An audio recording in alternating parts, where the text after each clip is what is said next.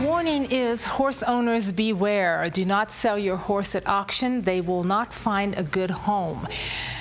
Respect for Horses Incorporated organization, I should say.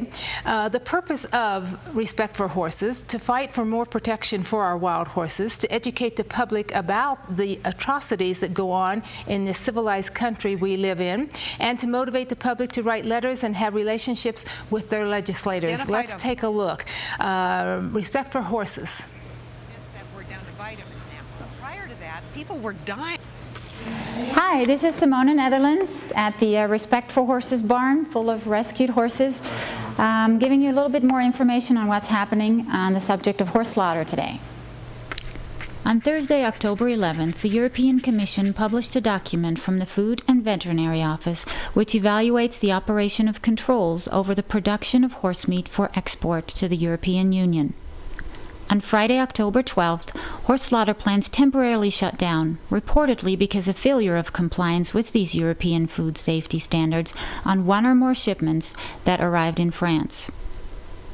Horse welfare organizations and many Americans alike were hopeful that this was a permanent situation and that an end had finally come to the cruel and fraudulent foreign horse slaughter industry that is preying on our American horses. On Monday morning, October 15th, it became apparent that it was only temporary and that horse slaughter plants were opening their doors once again to American horses trucked across our borders. This document right here, which is the European Commission Food and Veterinary Office document, and this document states their measures need to be taken to ensure the validity and authenticity of the affidavits for horses of U.S. origin slaughtered for export to the European Union linked to their traceability. What's been happening is these kill buyers have just been filling out these forms themselves, which is completely and utterly fraudulent, in order to purposely deceive the end consumer of the horse meat who's unknowingly consuming horse meat that's carcinogenic and very unhealthy. Horses in America are not bred nor intended for slaughter. Therefore, pretty much any horse owner knows these simple medications, which, like this one, it's phenylbutazone, and it is like aspirin for horses. Any horse owner knows that if your horse is in any kind of pain, this is the thing to give it. For example, dewormer. Any horse owner knows that you need to deworm a horse or he will get worms. It simply says not for use in horses for human consumption. The fact of the matter is that in America we do not breed and we do not intend horses for slaughter. And because of this fact, every single horse in the racing industry, and most every single horse owned by private owners, has at one point in their life received any one of these medications. And there is over 130 of these substances that are actually banned for food safety purposes. So it's a serious food safety issue, besides for the horse welfare issue, and besides for the issue that it's about your tax dollars that are funding this unspeakable cruelty to our American horses. Do we need horse slaughter in America? That's what they would like us to believe. They would like us to believe that horse slaughter is a service-oriented business that will help us get rid of old and decrepit and sick horses. This is not the case. Horse slaughter, just like any other business, is a for-profit, demand-driven business.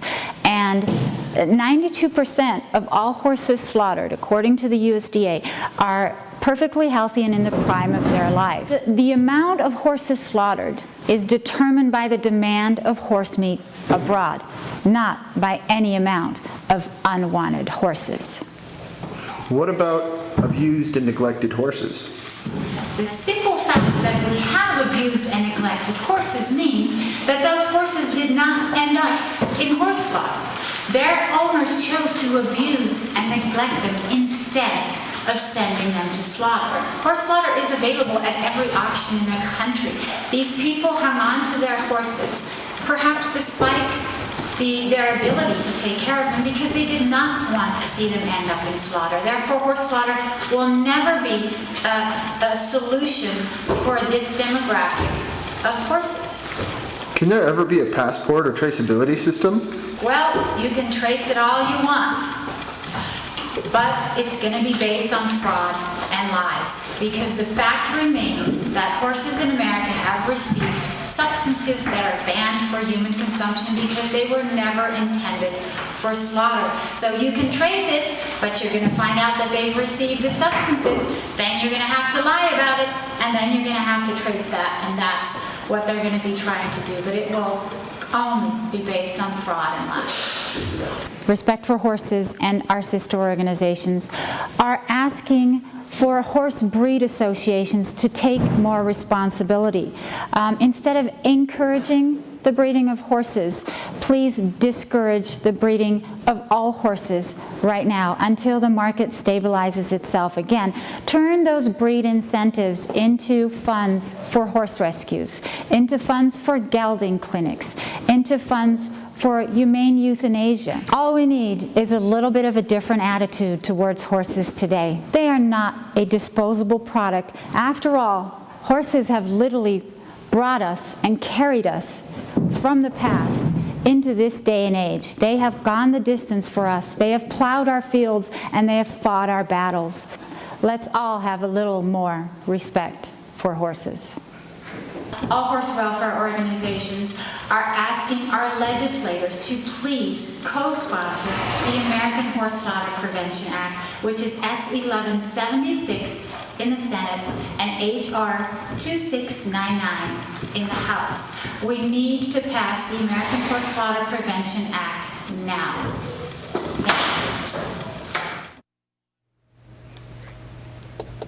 Wow.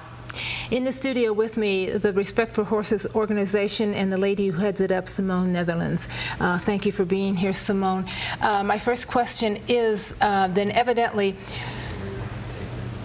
European countries are unknowingly receiving slaughtered horses that are not suitable for consumption.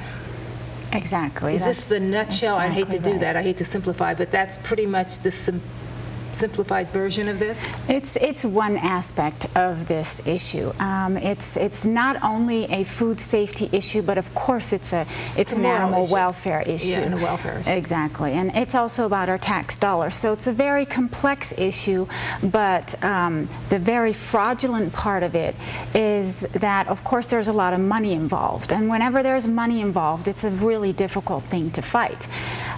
So because there's all that money involved, you know, they lie about it. As they're lying, well, they lie about forms, as you said in the video, fraudulent. Exactly. Yeah. So the European Commission, their food safety standards call for all those substances not to be in the meat. So we're misleading them.